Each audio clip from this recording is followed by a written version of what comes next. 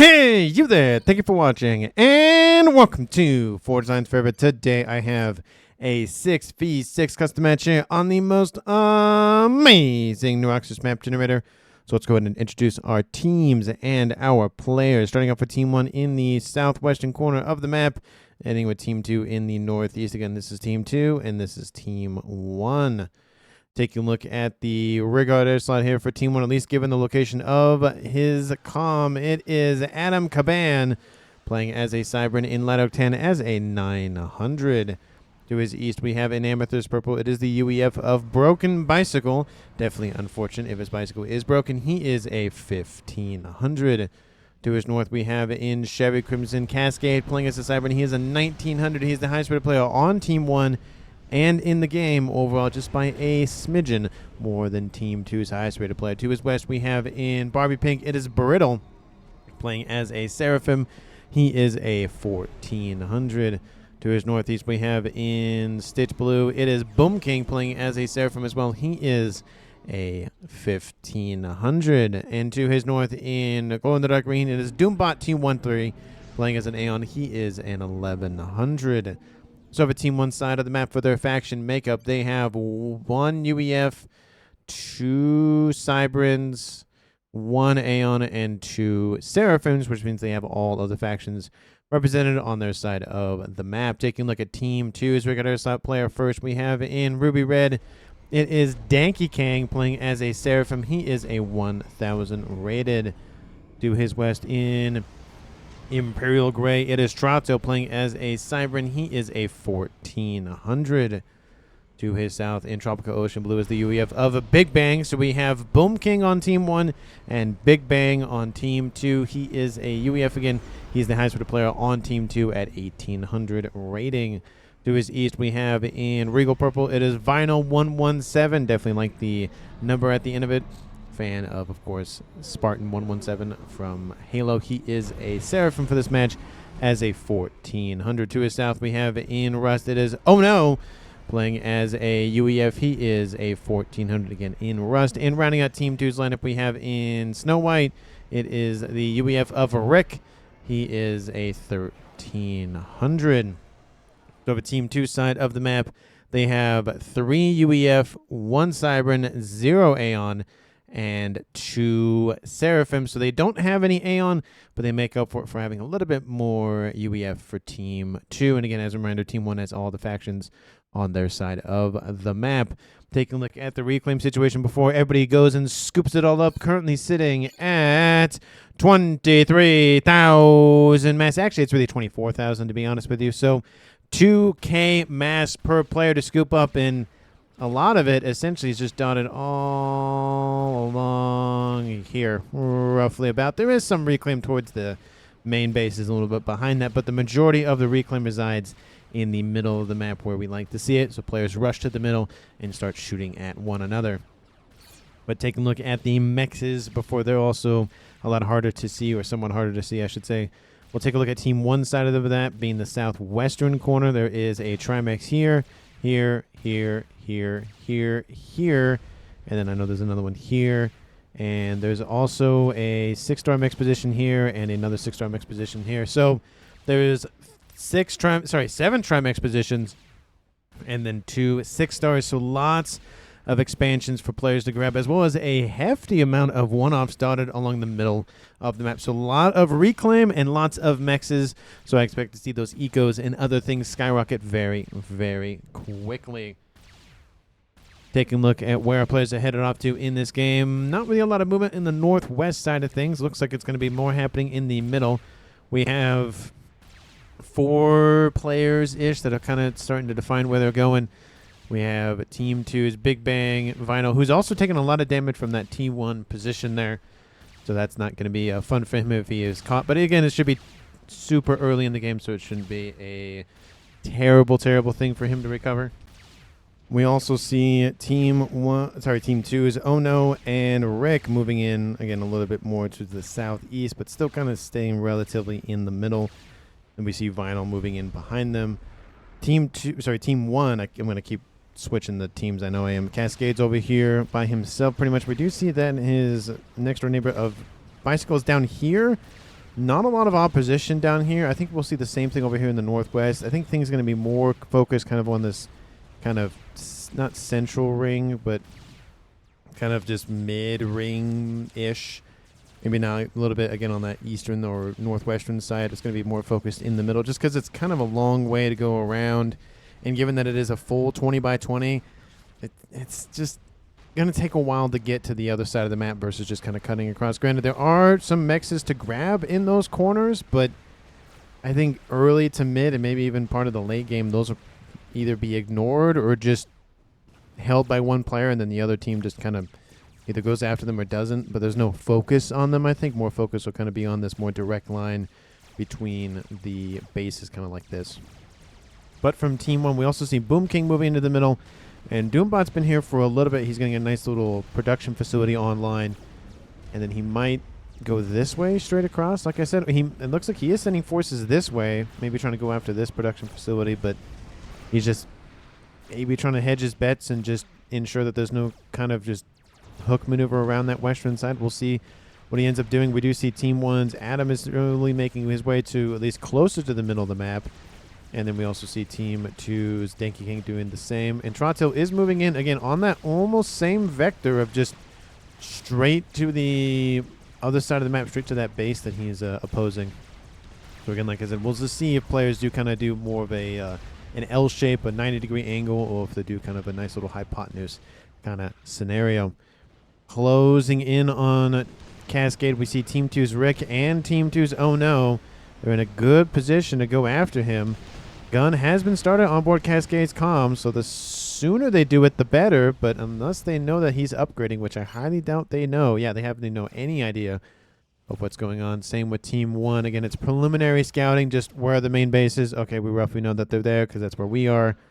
So it's not going to be a super big surprise of what's going on 7 minutes in. It's going to be, okay, maybe he's going for air or land or whatever. Which, speaking of air, we do see T2 air and soon to be T2 air for Team 2 in the northeastern corner.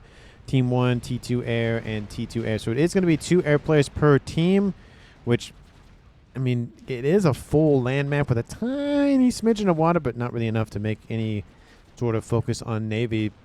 I kind of feel like that's a little under. You would kind of expect with a map like this a little bit more focus on land, but we'll see if it works out for them. Look at this, just like small little quarter of just nothing in the middle of the map.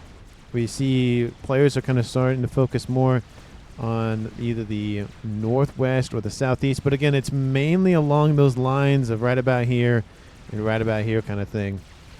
It's a little bit kind of bending over here, same thing over here, but nothing so far north and then east, which we see. I mean, even these mexes up here, not even being attacked, and this civilian structure is not even being shot at as well. So they're just almost completely ignoring that and calling it a day. And same situations happening kind of down over here. We do see some units are moving into this Trimex position, but again, it's so far out of the way that even if this is killed off, Team 2 has enough time to respond to deal with it, and they can just rebuild. It's a minor delay more than anything else.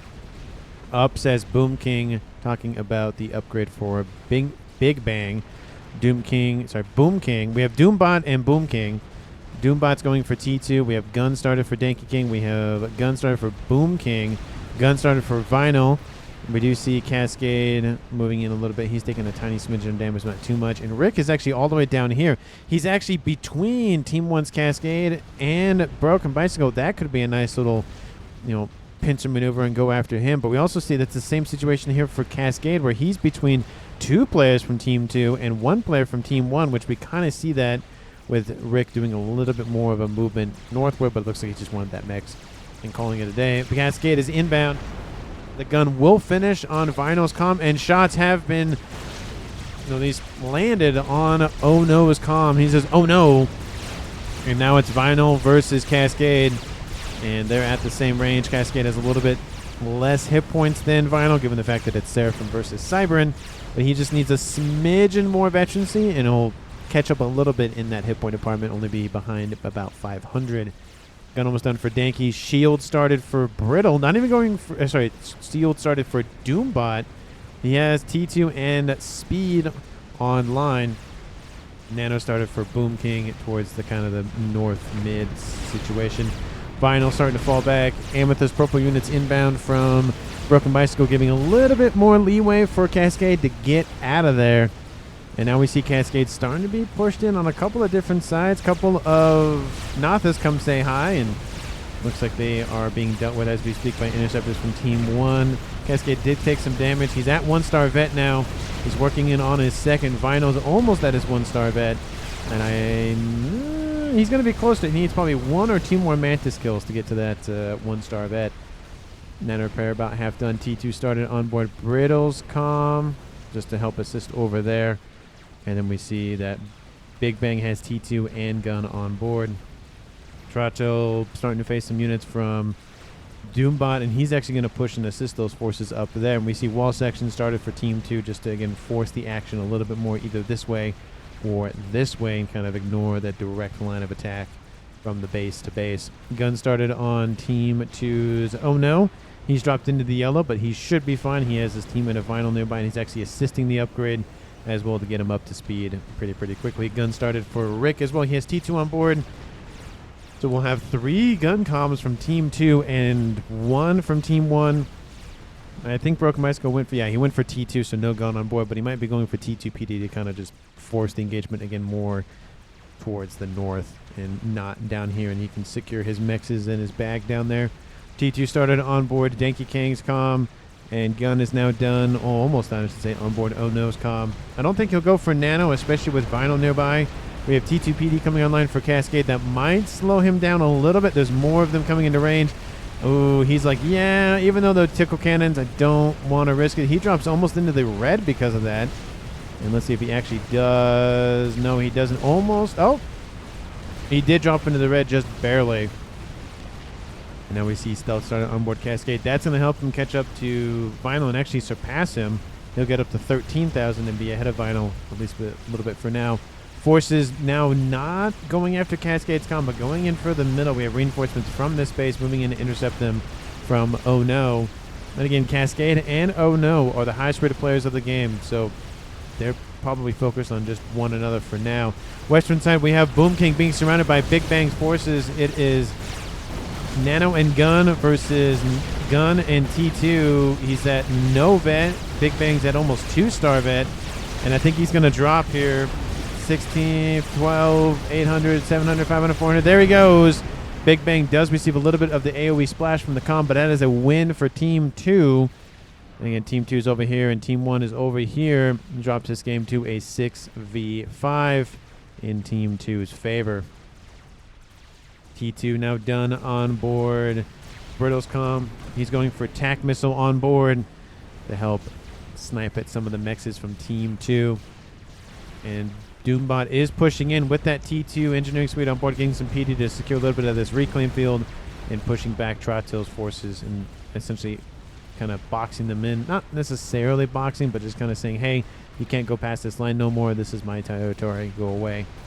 Nano repair started on board. Oh no, definitely a smart move. And he went under the water. Also a smart move just to make sure he doesn't get sniped by any sort of T2 or T3 bombers. We do see Bicycle being shot at by a nice little Scorcher. It's dropping a tiny bit of hit points. It's not a big deal, but hey, a little bit is better than nothing. Bomber does not get a second pass. Team 1 ends that pretty quickly. T2 gunships are gearing up for an attack on Brittle's comm, but there has been flak built. That should be enough, and again, he's sitting next to the water. That also should be enough to help protect Big Bang's comm. He's back up into the green at now 3-star vet. So now with the death of Boom King, it is now second base for Cascade, and now he has to micro stuff over here and over here. I feel like it'd be a little bit easier to maybe gift that over to maybe Brittle or Doombot because they're over there, but, you know, he might want the extra mass to be able to pump out a lot of T3 forces and either push this line or push this line, because this eastern side, again, there's 3 players still here from Team 2, and it's not looking great. We do see Team 2 has made some inroads and now going after this Trimex position down here.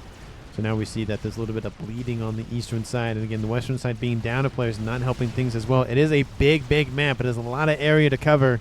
Less players, less APM, theoretically. Less APM theoretically means just less stuff happening for Team 1, and eventually more stuff will happen for Team 2, and it'll be the end of that kind of thing. So they have to watch out for their APM deficiencies. Maybe they have to take some pills or something. Northwestern side, We have, ooh, nice little grouping of those nice little fire beetles and blow up a decent amount of those forces. Still a couple of fire beetles mixed in there. That's a big win for Team 2. Again, there's a little bit AoE splash on the forces. I think those fire beetles can damage friendly units. I would believe so, because they're just a big giant explosion.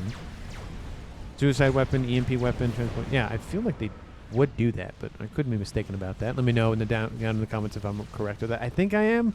At least that would make sense logically. Like, oh, it's a big explosion. Probably should damage nearby forces in terms of, nearby friendly forces, but not 100%. T3 started on board Denki Kang's comm, and air grid being slowly expanded upon for Team 2's, at least the main air player in the back. And if we see T3 air now online for Vinyl, Team 1, T3 air, and T3 air online, but still being a 2v2 in the air game. Tons of forces inbound from Rick, and again, they're trying to secure this position. Even Vinyl's here to assist a little bit as well. Lots of flapjacks, and I would assume maybe spearheads or Percys are soon to be on the way for Team 2. No T3 land yet, so that might be an advantage for Team 1's Cascade, which I did see a Rick or two starting to come out of these facilities. Looks like they're heading north. Yeah, looks like they're heading north. There's also a couple of bricks roaming down here as well. But Team 2 is making a play. They might try to isolate Broken Bicycle's comm. The units are stacking up here. If these forces continue on this way, and we even see still bleeding going down for Broken Bicycle as well with all of these pillars inbound, it's not a good position. You could launch that attack. Yep, they're going that way, and then what you can do is send the comms this way and either force the comm to go into those forces or continue to put them in a bad position, a worse position, and then eventually kill them off that way. So there's a little bit of different ways that Team 2 can play this. It's just not a good position for Broken. He's also falling back, which is good to see. But again, it's in that same scenario. Either he gets pushed back this way or he actually does go this way.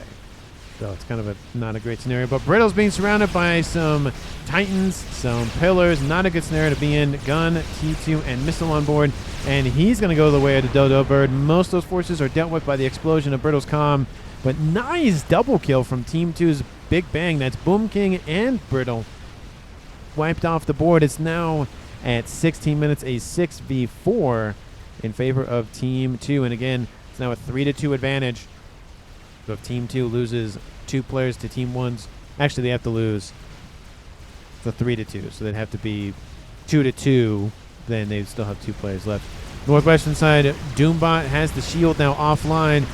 We have Trotzel at gun and Nano. Not looking good for Team 1's commanders. Maybe going to lose 3 before 20 minutes. No reinforcements anywhere in sight for Doombot.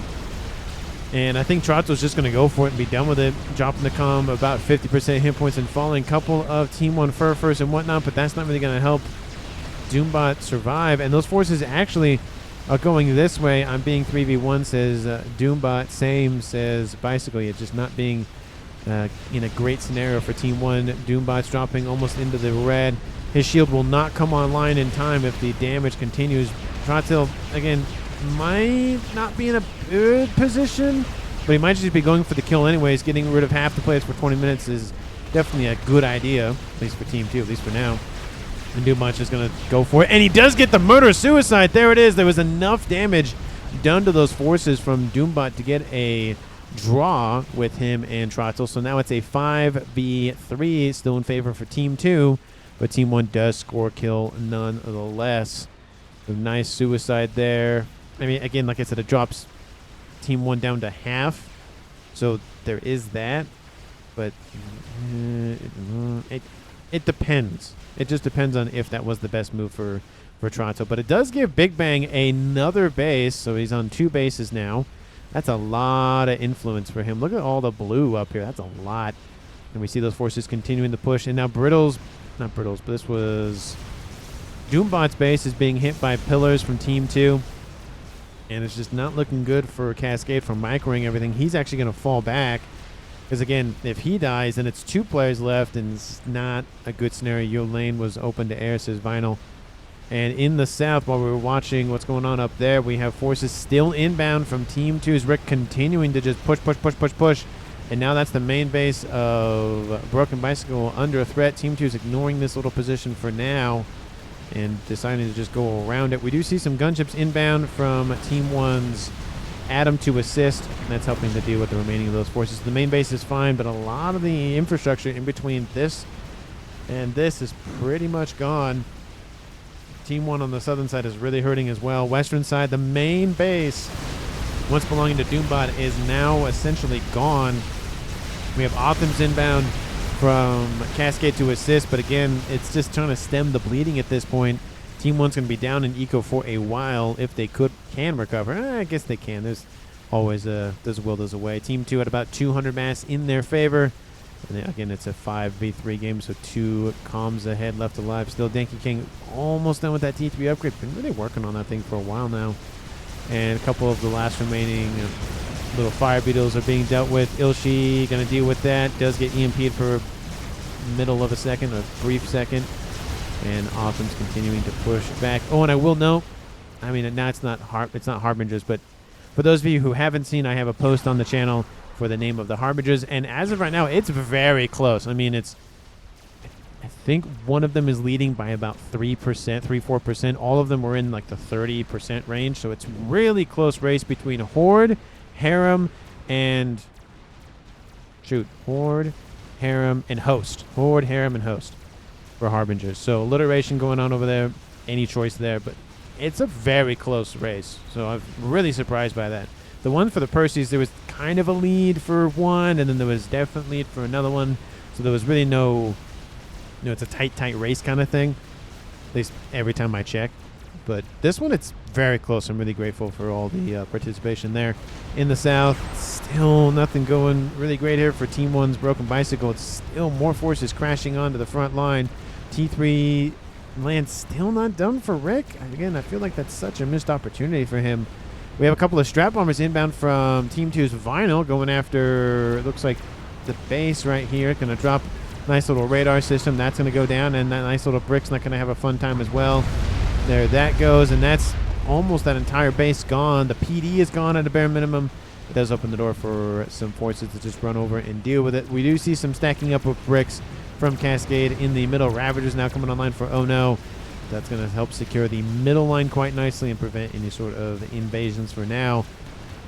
Now we see Broken Bicycle's comm has been pinged, I would assume by Team 2, and they're going to go for the kill here. It's going to drop to 5v2. Not looking good for Team 1's comms. Their life expectancy is a lot shorter than some other games that I've seen. And there's only Team 1 strikers, and he's getting some veterancy from this. He probably won't get up to one. He might get up to 1 star. Strap bomber, that's okay. That's not going to be helpful. He drops 6,000 hit points in that pass. He's below 6,000, so 2 more bombers will be enough to kill him off. ASFs are inbound, but the bombers flew off screen. It's going to hard to target them. They actually go over here, and Team 1 bomber is going to help maybe seal the deal here from Rick. Broken Bicycle drops below 1,000. Forces do kind of run by him a brief second. That's not good. They go, oh no, he's going that way. Go get him. And nice little bomber misses a smidgen, but there he goes. Team 1 loses Broken Bicycle. 21 minutes and 2 players remain for Team 1. That's That's a Cascade and Adam, the highest and the lowest rated players of the game. Team 2 is still at 5 players left. Just look at the map here. It doesn't look like Team 2 is that much in the lead, but again, the main base up here is gone. The exterior mexes are gone. Some of the frontline mexes are going down. We have, this base over here is not going to be long for this world, and it's just not looking good. I'd say this is about what Team 2 owns pretty much outright. And there we go, roughly about that. So that is less than 50% of the map for Team 1. Not looking good overall at 22 minutes. We did see that Team 2's Ono was not having a super fun time against those bricks, but it does look like he's dealt with them with some assistance from Big Bang and Cascade on 4 bases technically, but technically he owns this one, so 5. He does have a lot of eco coming into his veins at 560, but I will note that Big Bang alone for Team 2 with the second base from Trottil is almost about the same amount of mass, about 500. So Team 2 is really leading the game economically wise, about 400 or so in favor for them. So that's a lot of mass to be ahead at 23 minutes. So it's not looking too great if we're rooting for Team 1. We'll see, though. I've seen plenty of games where the teams who have less players at 20 minutes end up winning the game. I don't remember my hotkeys. My max hotkey stopped working unless I'm UEF. Oh, that's unfortunate. That's a little annoying. I did note that I did see at the very beginning of the game that Vinyl had some issue with FAF or something, and it crashed, and his settings got wiped in something, so that's unfortunate. So I did kind of see that early on. I just ruined the introductions, didn't make a comment about it, though. Not gunships. Strap bomber stacking up there. We have gunships over here for Team 1. We have the air player. One of them survived, that being Adam. The other one now is, of course, Cascade. It's just, like I said, the APM is really going to be a thing that Team 1 has to focus on conserving as much as possible, because it's going to be death by 1,000 cuts by Team 2, and it's going to be not good scenario for them if they can't get their APM usage very efficient and very precise. We do see lots of Authams over here for Team 1's Cascade, so that could be a problem for Team 2. Granted, again, they're here, and any of the main bases are all the way over here. That'd be the closest one. And even then, they have to either go this way or they have to go this way, unless they want to shoot at the wall sections for a little bit of time. So it's going to take a while, and Team 2 will have enough time to deal with that if they decide to end up pursuing them, which it looks like they might be. Yeah, it looks like they are going to go that way. It's going to take them 3 minutes to get to that location, and then it's going to take 6 minutes to go there once they get to this one. So that line and Cascade's like, I just have to send it. You know, he can't just keep microing every little thing, because it's just going to eat him up. We do see a Monkey Lord, and Rick's like, oh no. And that Monkey Lord's inbound. We have some Titans and some bricks coming in, so the rapid-fire nature of the units from the UEF and the Cybran are coming into play. Monkey Lord is soon to catch up to that comm, and the Titans might actually catch up to him anyways, because they're just blitzing on past. They don't care what's left there. They're just going to leave it to the Monkey Lord to get some little bit of veterancy. We have some gunships starting to stack up for Team 1. Not a whole lot, but, you know, it's something. Team 1, I think they have air control, or it's just barely in their favor, just because kind of hard to tell. 57 plus an additional maybe 20, 50. Oh, that's a lot more than I thought. 100 for Team 1. Big Bang. That's not Big Bang. That is Vinyl has some ASFs. He's at 48. And then we have Danky Kang at 28. So a little bit in favor for Team 1, but not as much as I thought. So still there are some ASFs running around. Monkey Lloyd still chasing the comm. At least this is what they're trying to see. This is what Team 1 can see. He's just going that way. Team 2, this is what they can see on what Team 1's up to. They know where the Monkey Lord is. It keeps going off radar because it has stealth on board. We have Percy's moving in to intercept those bricks and Titans. And that it's getting pretty lucky for Team 1, because that comm is just really in line with the Monkey Lord's movement. And again, Team 2 can see it every so often. I think actually the Monkey Lord's not going to veer off and go for this base. Kill off a lot of production facilities at a bare minimum. That'll be a nice bet to see. But Strap Bombers are inbound. That's 12,000 hit points now gone. It's going to take 4 more passes to kill it off just with the bombers alone. An airfight happens. Nice engagement from Team 2, because I think they wiped out all of those from Adam. That is unfortunate for Team 1. They had a little bit of a lead going, but now they don't.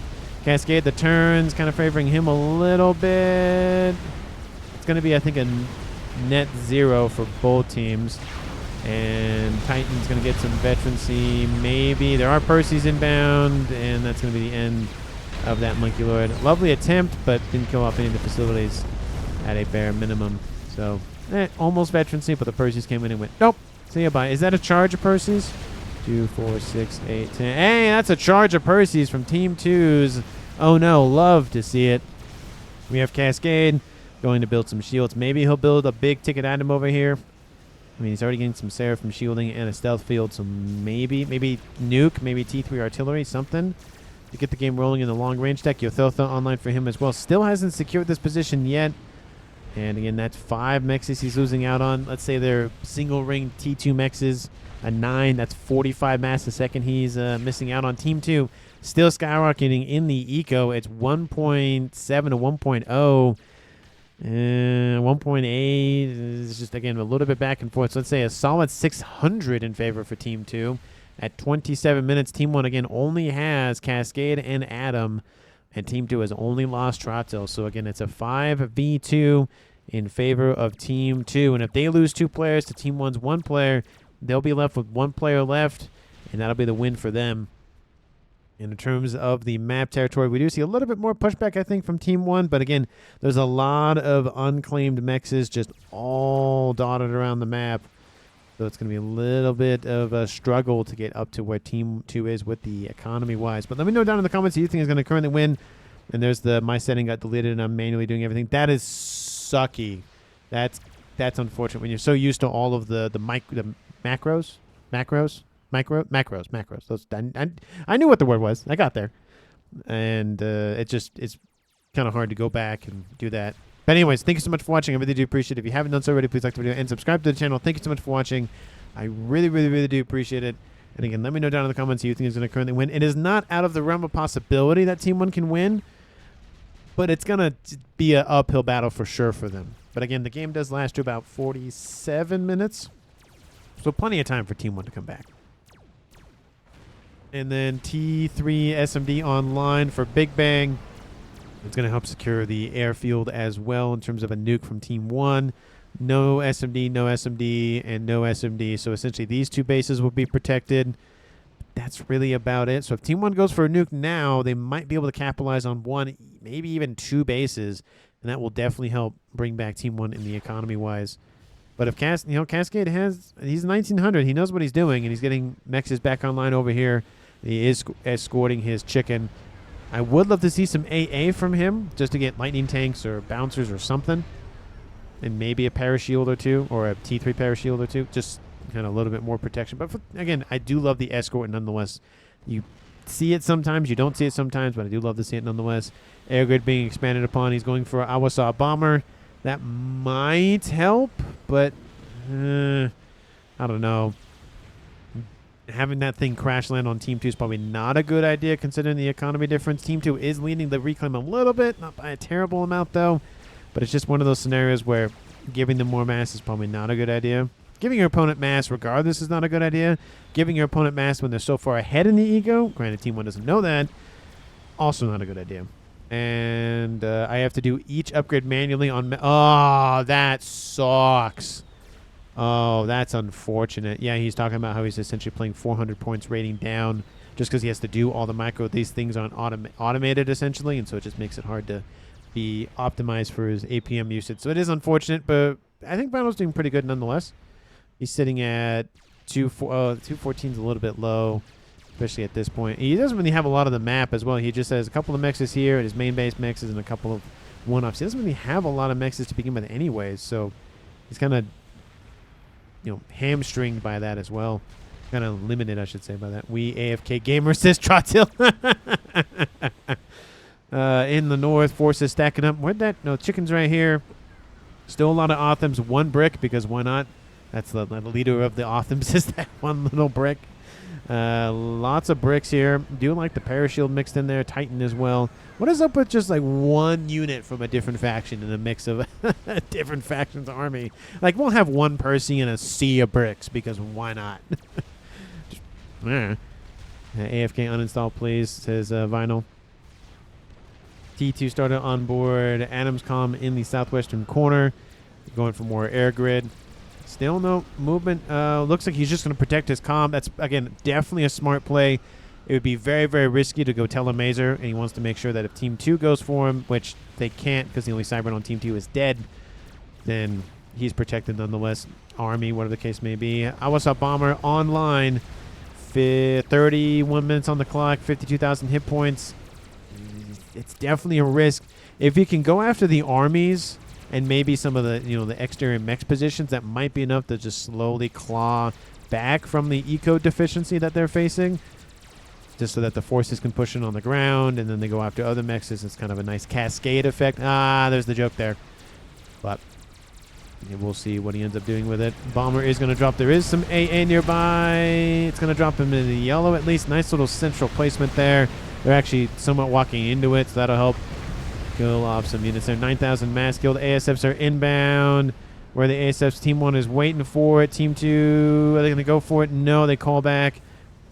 Bomber's 50% hit points. He might get one pass in, and that might be it. All of the ASFs from Team 1's Adam moving in to group up down there, and then immediately transferred over to Cascade to Micro. Nice use there of just giving all the ASFs over so he can use them a lot, just all together, because it's kind of hard to micro 2 or more ASF air forces together. It's just because if one player doesn't move and the other player isn't expecting it, it throws things off. It's just not a good scenario. But they might just go for the air win right now.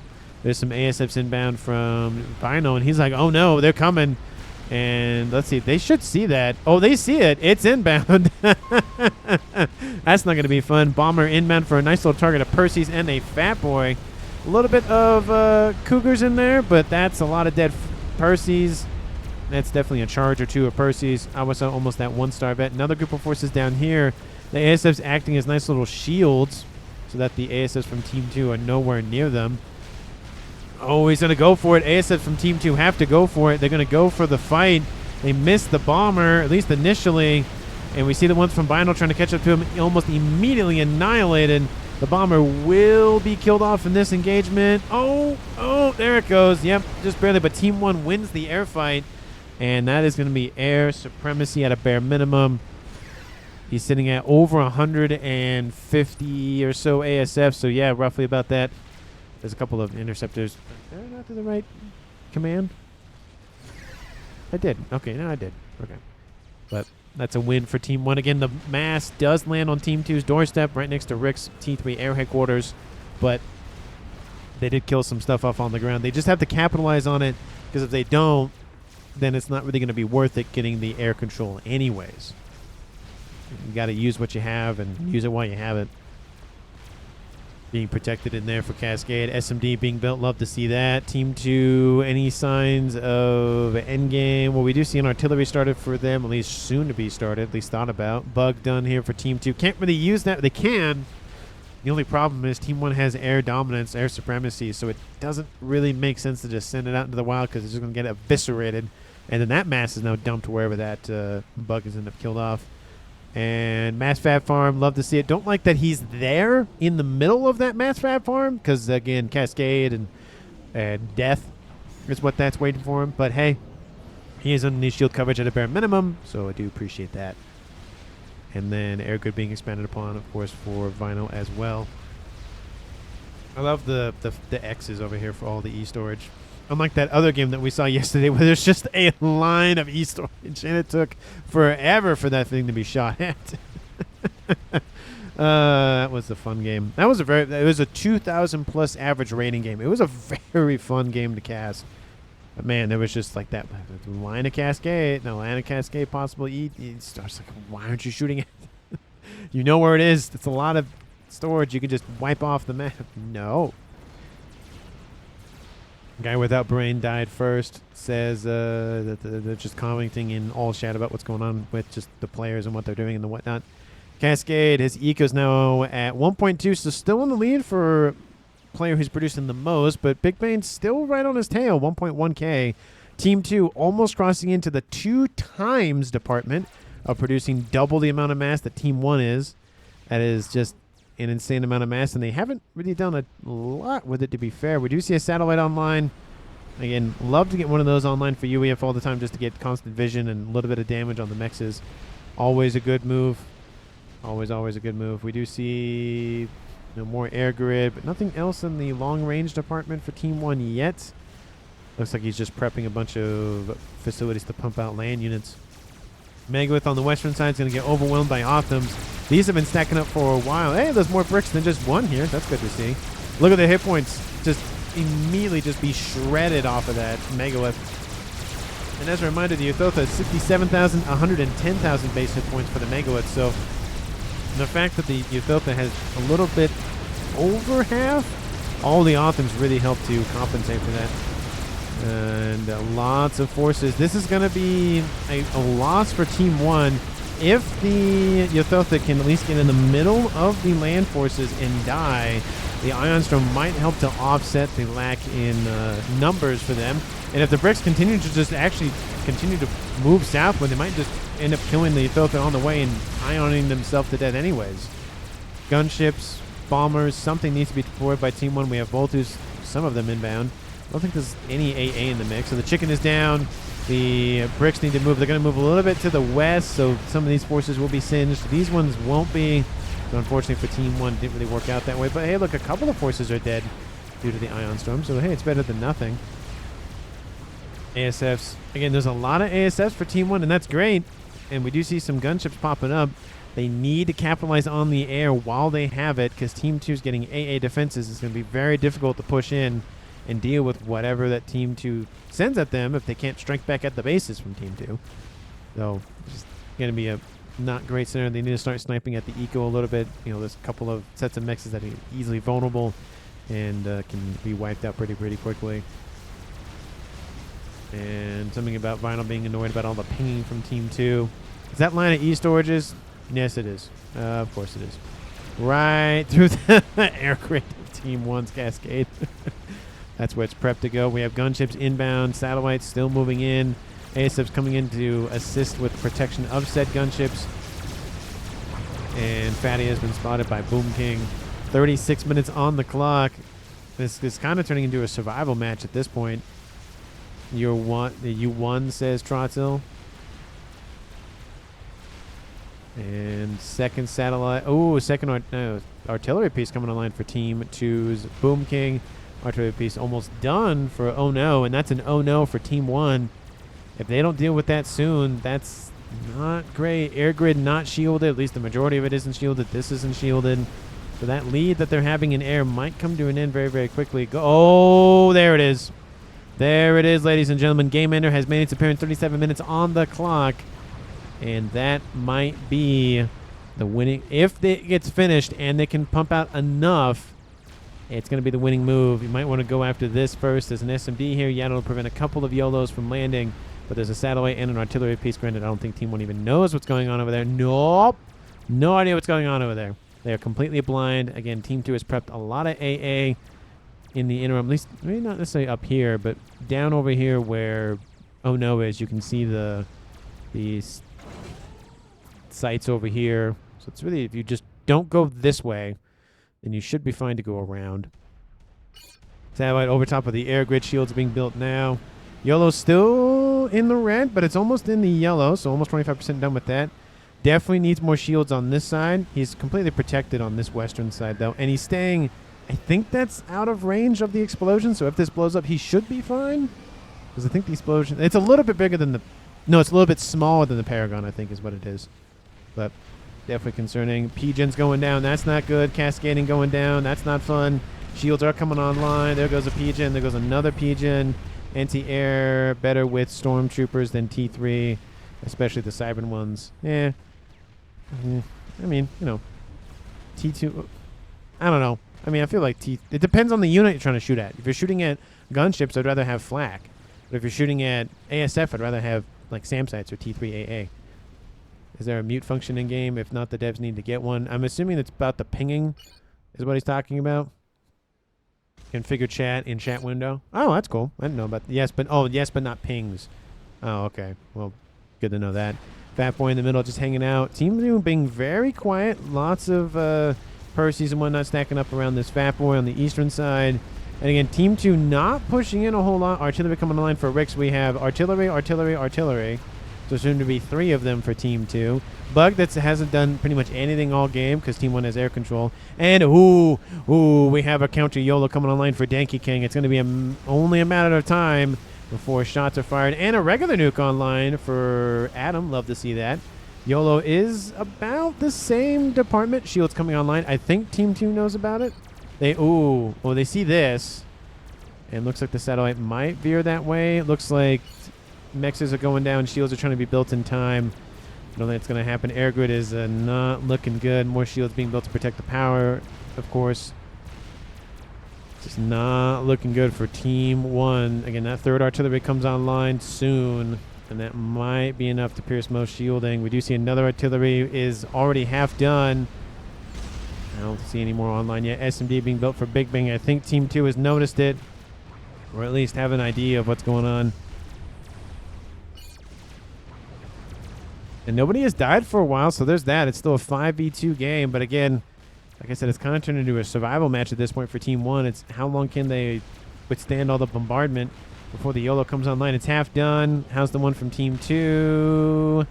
It is under half done, so That might be enough time for Team 1 to pump out a couple of YOLOs. They might as well target the air grid, target this, target this. There's plenty of options to go after for Team 1. It depends on what option they go after first. Because we know, as the viewer/caster, that there's a YOLO there. Team 1 does not. And Team 2, do they know? No, they don't know for sure. They just know there's a lot of engineers there.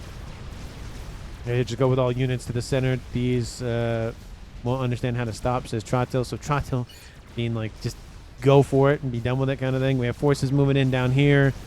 And we have forces moving up this way for Team 1's Cascade. Satellite is wiping out a decent portion of the air grid again. Ooh, that's a lot of power gone. Oh, what's Scout's Cascade's power doing? Ooh, that's not good. Ooh, that's not good. He needs all that power. Ooh, it's going to go down. There it is. Oh, barely. Oh, there it is. Shields are down. Power production is down. And I think somebody spots the YOLO. No? No? Oh, they might. They don't know what. Nope, they have no idea what it is. Ooh, yeah, satellite soon to be inbound. Shields are down. Oh, that's not good.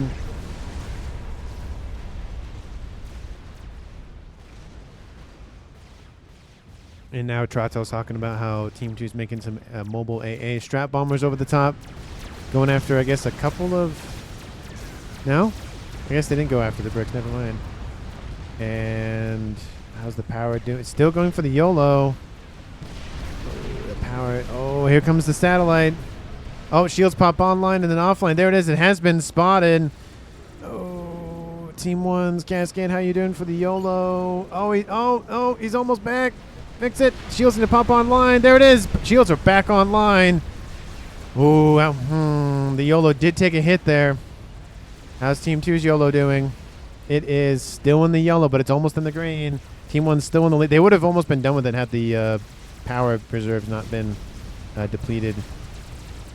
Strap bombers are inbound. Shields should hold for a little bit. And had they come moments ago, that would have been enough to kill off the YOLO. They spread out. That doesn't really help too much, but shield still being built. Good to protect the YOLO. It's 10,000 hit points in climbing. We have ASFs pulling back to intercept. A little bit of a oversight there from Team 1, but they're recovering. Strap bombers do launch. Ooh, it's going to kill off maybe a shield in place. Kill off one shield in placement. And the majority of the shields are being recharged. Satellites focusing on the YOLO, not the shield generators themselves. So it gives Cascade. Look at that. Just shield. Build everything he can. Building power production that way. He also needs to shield it along the way as well so it doesn't blow up literally in his face. And artillery, how we look at Team 2 lost the artillery piece, so looks like something killed that off. Don't know what killed that off. And then we have a third artillery piece. It's actually reclaiming that. Team 2 has 2 there, 1 there, 2 satellites. SMD's being prepped by Big Bang. He knows what's coming. And power's down for Team 2's Danky King. Ooh, heavily so, but he wants to finish the YOLO. It's almost done. He's going to, of course, launch a nuke immediately. Obviously, we know it's going to go to one place, and that being that one. YOLO's almost done as well. Looks like it's... Oh, it's very, very close. Again, it did take a little bit of damage from the satellite, so it's not going to be exactly 100% hit points, but it's going to be pretty darn close. And soon the first game ender will be completed. Team 2 is still not really pushing that on land. 43 minutes on the clock. And it's going to come down to how many YOLOs can Team 1 produce. Lots of SMDs in this base, all of them being loaded constantly. This one's, of course, going to be the main one right there. I think having that many is a little bit too much. YOLO is done. Not that much damage was done to it, and it's being loaded immediately. Danky King finishes with his just soon after. And he's getting power to assist the loading. You can see the little adjacency. It's harder to see it for the Seraphim. I wish we made it just a little bit better because it's just 2 dots. The Cybrin, it's like a red line, and then the UEF, it's a blue line. I forget what it is for the Aeons. It's not a line, but it's something similar to the Seraphim, but it's just easier to see. Bug pointed out by Boom King, just hanging out over there. And Team 1, it's... I don't know. I don't know if it's going to be enough. Looks like the satellites are going to move to a different target. There's a tiny little hole there, which they're currently fixing.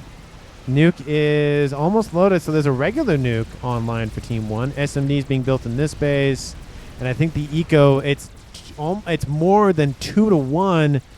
And like I said, this is survival to the max. We have shields being impacted by... Oh, the YOLO's going down here. Interesting. It's going to wipe out the power. You can see all the power transferred over from Adam, and I don't think there's another SMD in range. Oh, there's one. No, that's a nuke. Yeah, that's the only SMD. Team 1 doesn't have a plan to deal with the YOLO from Team 2 because they don't even know that it exists. Ooh, that's definitely going to hurt, but YOLO's inbound. It's going to be a little bit of time before this is blown up just because of all the SMDs here, all constant loading. Okay, there's such a thing as too many SMDs, and... Oh, he's still... Wow, he's actually still positive on power for the most part, which is very surprising, so they are loading pretty quickly. Never mind, I can just shove that right in front of my face again. And SMD is being targeted. It's not going to matter because SMD is not loaded twice anyways. YOLO is inbound. Another nuke is inbound before the first one even lands. We have megawatts over there. We have a fat boy down there. We have ion storms that are activated, so chickens are doing stuff. There's the YOLO. It's going to land. Adam's going to be killed off in a very explosive way. There he goes. SMD is down. Pigeons are going to go down. That's going to be the power for Team 1's Cascade. That's going to really hurt. Kaboom! There goes Team 1's Adam. Sole survivor so far for Cascade. 45 minutes on the clock. YOLO is done. Shields are being built. Like I said, how's his power doing? Actually not bad considering air fight happens full share. Everything transferred over to him. And where's the air fight? Air fight's not even really happening. It looks like it already did happen. And replay is over. He actually teleports out of there. He's like, it's not worth it.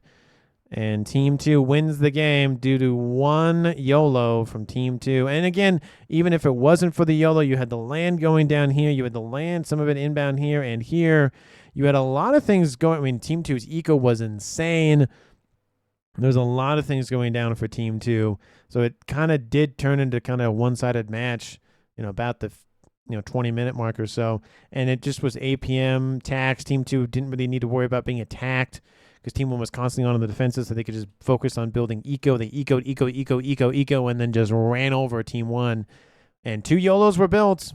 1 YOLO landed. The one from Team 1 was on the way, but it was going to get shot down before it got anywhere near the base for the YOLO and whatnot. So Team 2 wins the game. MVP for me, I think I got to give it to Big Bang. Double kill early on. It was on, let's see, he got... Brittle, and he got Big Bang. No, hold on. Big Bang's on Team 2. Boom King and Brittle is who he got. He got a double kill. It set Team 2 in the lead, by 2 players.